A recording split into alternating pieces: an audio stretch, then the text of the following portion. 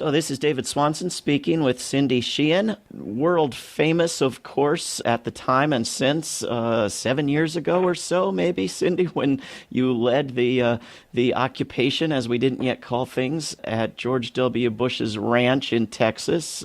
Since which time you've produced I don't know how many wonderful books, an endlessly wonderful blog site and radio show and speaking events and activism, and continually some of the best one-liners I see. I think maybe Twitter was designed for Cindy Sheehan remarks, and resistance to paying your taxes, and God knows what else. Run for Congress, run for vice president, and now I understand you're going to ride your bicycle all the way across the United States of America. And I want That's right. I want to ask all the logistical questions, but first I wonder if you could explain why. I mean, Bush is gone.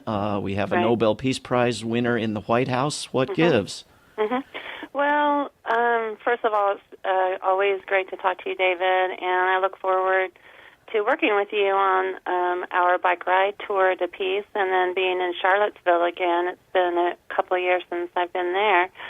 The thing is, I think Obama administration, the regime, the empire, whatever you want to call it, would love us to believe that the wars are over or the wars are ending and we're ushering in an era of peace or the age of Aquarius. And, you know, we both know that's not correct. And nobody's talking about the wars anymore. Nobody's talking about the increasing expenditure on the defense defense, I use air quotes around defense department and the Pentagon and the, imperial wars for profit, where our economy is in a crisis. And so what I'm hoping to do with this tour across the country, starting here in Vacaville in California on April 4th, the day that Casey was killed, at his gravesite, and going across the country to Washington, D.C., to hopefully have a pretty large convergence on the White House to demand an end to these wars for empire, an end to using our tax money to kill and torture and imprison people.